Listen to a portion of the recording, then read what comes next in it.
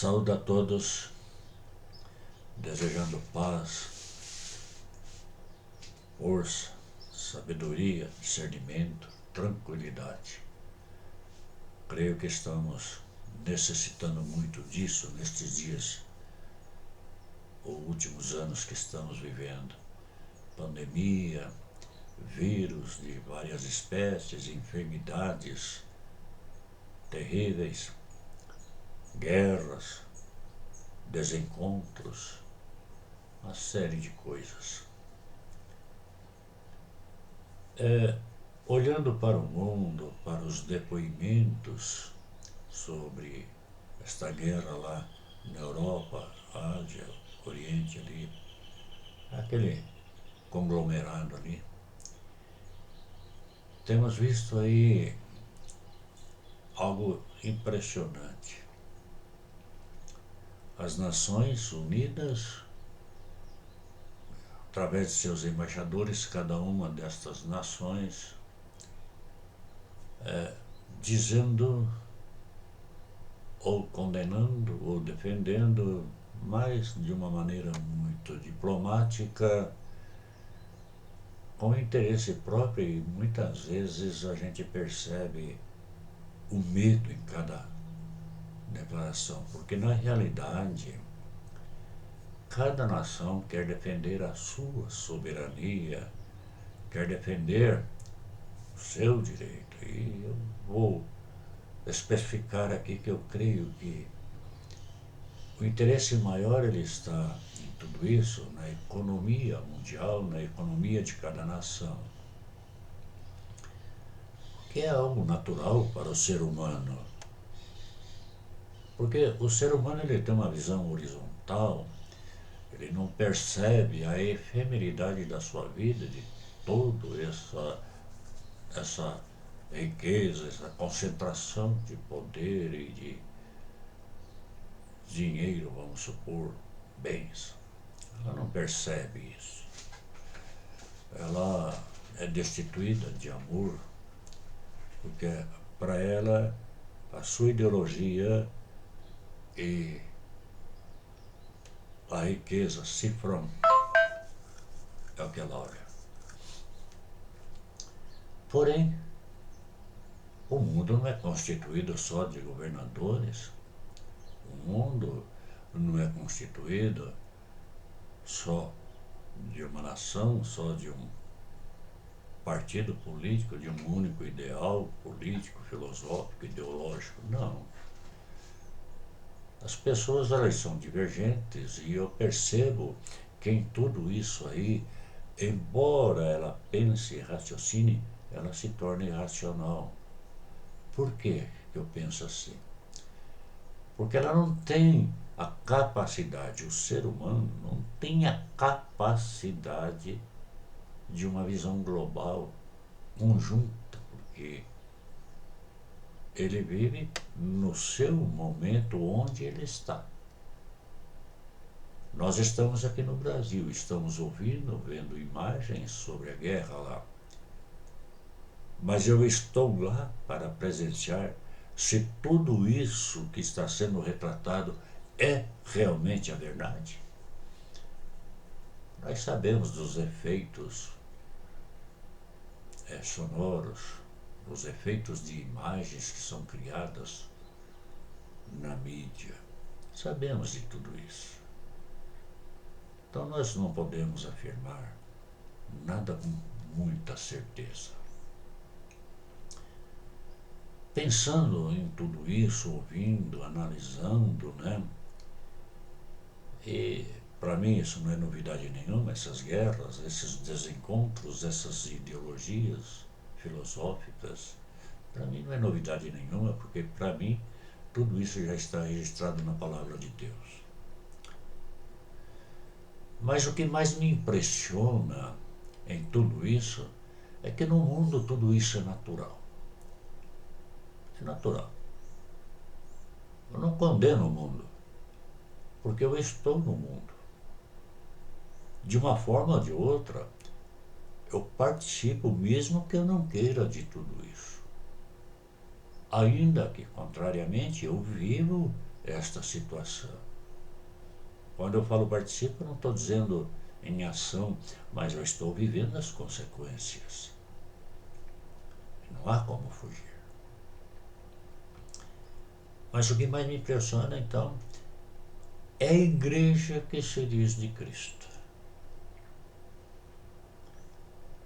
Como ela não está pregando a verdade, como ela não testemunha a verdade. Ela extrai textos, versículos da Bíblia para formar uma doutrina, e dizem que teológica, e dominadores dentro da igreja. E eles prometem aquilo que a Bíblia não promete para ganhar dinheiro. Hoje, o comércio na igreja para arrecadação de fundos é impressionante.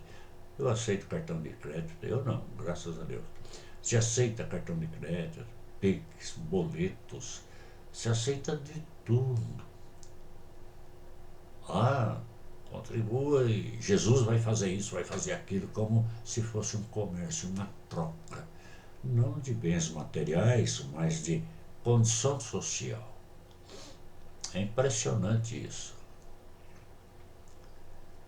Pensando em tudo isso, eu me lembrei de Mateus 24, quando Jesus diz, e o evangelista registra, sobre o princípio das dores. Eu fiquei pensando muito no princípio das dores, porque muitos pregam que estes princípios de dores é aqui no mundo, e ele começa aqui sim. Mas as dores eternas, do tormento eterno, depois da morte física, não é nem princípio nem fim, é eternidade de dores. E Jesus diz assim no capítulo 24, a partir do verso 4, respondendo uma indagação dos discípulos. Veja, só os discípulos. Aqui não está todos os seguidores que acompanhavam Jesus. E ele diz assim, e eles lhes respondem, vede que ninguém vos engane, porque virão muitos em meu nome dizendo, eu sou o Cristo, e enganarão a muitos. Muitos hoje pregando, eles não dizem eu sou o Cristo, mas se colocam como se fosse. Às vezes assumem o poder que é só de Cristo. A minha oração é eficaz. Nós vamos fazer a reunião da oração do poder. Como se a oração dele fosse transformar todas as coisas, curar absolutamente tudo, trazer a riqueza, tirar da pobreza. Nossa, é coisa impressionante, mas tudo isso em troca de dinheiro e com engano. E é impressionante que ele diz o seguinte, eu sou o Cristo, Jesus, o único, mas surgirão muitos dizendo ser o Cristo e enganarão a muitos. E aí ele sai dessa particularidade da igreja e mostra o mundo como um todo. E como ele mostra isso? E certamente ouvireis falar de guerras e rumores de guerras. Vede, não vos assusteis, porque é necessário assim acontecer, mas ainda não é o fim. É impressionante. Guerras, rumores de guerras, e ele diz assim para a igreja verdadeira, não para essa visível aí que está pregando essas coisas que eu falei. Não vos assusteis. Vede? É necessário isso acontecer. Por que é necessário isso acontecer? Tudo isso é um aviso da justiça divina, perfeita, que será aplicada no dia do juízo final e aí a eternidade das dores, das aflições. Então eu tenho dois paralelos aqui. Ele diz para a igreja que a igreja viverá dores de aflições neste mundo. Mas ele pede para que esta igreja esteja atento para não ser enganada. Porque, passada esta fase da dispensação da graça da cruz até a volta de Cristo, ou mesmo antes para aqueles que são chamados para a eternidade e são salvos, acaba-se as dores, não existe mais. Ele vai para uma terra perfeita, um céu perfeito, e ele mesmo será perfeito, e esta confusão mental entre carne e espírito, os desejos da carne e a aflição que esta carne traz, não mais existirá. Não haverá as enfermidades, não haverá guerras, nem rumores de guerras. Nós estamos no Brasil, estamos ouvindo os rumores de guerra. Não estamos lá na guerra. Embora tenhamos consequências na nação e na nossa própria vida sobre o fato daquela guerra estar acontecendo. Mas ele continua. Porquanto se levantará nação contra nação, reino contra reino, e haverá fomes e terremotos em vários lugares. Tudo isso nós já estamos presenciando. Aí alguns evangélicos, agora Cristo vai voltar. Cada guerra começa lá quando a igreja da dispensação da graça surge, né? Porque era a promessa para a igreja do Velho Testamento que Cristo viria e instalaria a graça. A perseguição contra a igreja começa ali. O Império Romano da época levou quantos cristãos para as arenas, colocaram sobre estacas e os queimaram vivos, jogaram na arena junto com os leões para serem consumidos, jogaram-nos na arena para serem mortos pelos gladiadores. Só a história relata. Depois disso vieram outras guerras. Primeira Guerra Mundial, Segunda Guerra Mundial, está em iminência para a Terceira Guerra Mundial, e fomes, e terremotos, e maremotos, e pandemias de todos os tipos já surgiram no mundo. Mas nós não olhamos para a história, nós olhamos para o presente. E aí o ser humano cria ideologia, o ser humano cria sistema político, o ser humano cria uma guarda para defender a sua própria nação, o seu próprio eu. É impressionante isso. Então, cada um defendendo o seu, nação contra nação. Eu quero ser soberano. Governadores egocêntricos querem ser soberanos e eles agridem outras nações. É interessante que não matam só os homens de guerra, não destroem só as coisas de guerra. Eles destroem tudo. Matam crianças, velhos, pessoas que não têm nada a ver com a guerra, estão apenas trabalhando na sua nação para o sustento. Destroem tudo. Tudo aquilo que foi construído por ele mesmo, ele coloca em jogo para a destruição. Para mim isso é irracionalidade. Para mim isso não é outra coisa. E aí Jesus segue, né? Aí ele fala, porém tudo isso é princípio das dores. Princípio. Impressionante isso.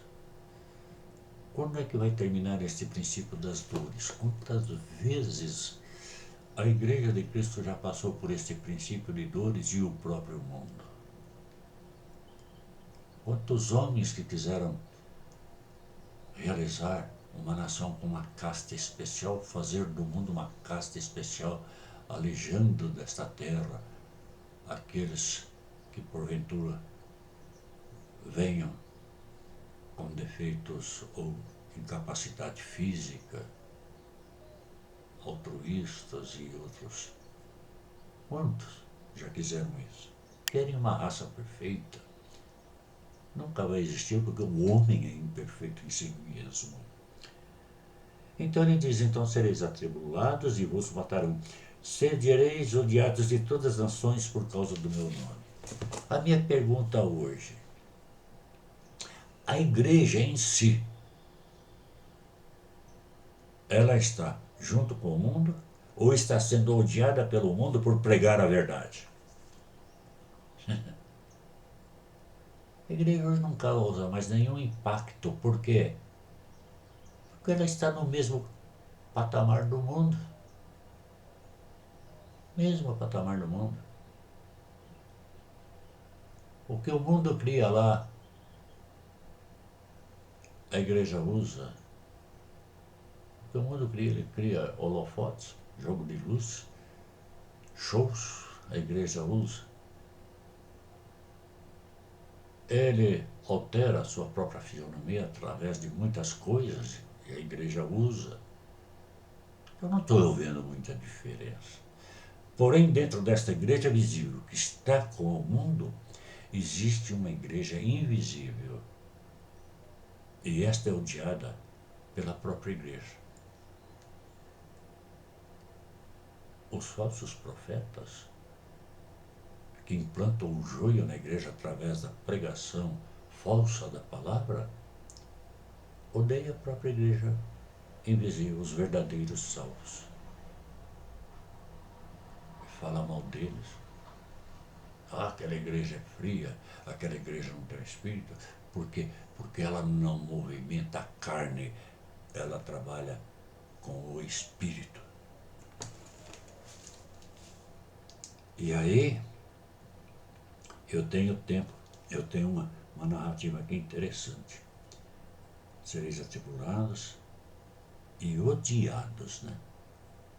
A igreja verdadeira é odiada. Esta palavra, ela é odiada pelo mundo. Ela é odiada. Muitos falam, não, a Bíblia diz isso. Mas ela não quer saber de viver segundo o padrão bíblico. É impressionante. E aí ele diz o seguinte, nesse tempo, muitos hão de se escandalizar, trair e odiar uns aos outros. A guerra é fruto do quê? Do amor? Ou do ódio? Ou da presunção?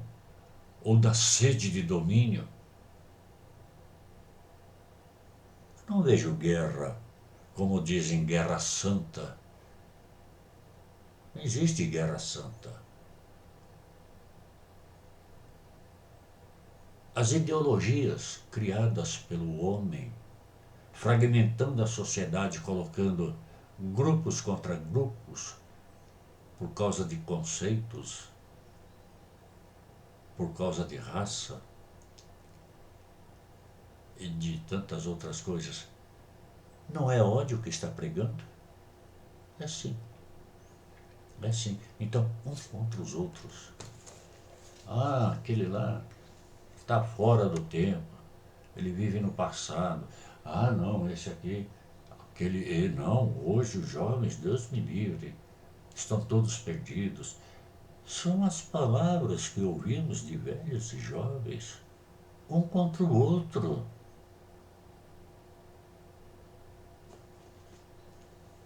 Preconceito, não existe preconceito. O que existe é um conceito formado dentro de si, que foi criado hoje e amanhã já é um preconceito, porque eu concebi hoje. Amanhã ele já é um pré. E nós pegamos isso ao pé da letra para julgar e condenar outras pessoas. Mas não olhamos para nós mesmos. E aí ele diz, levantar-se-ão, ele volta a falar para a igreja. Falsos profetas enganarão a muitos. Olhe para a igreja hoje.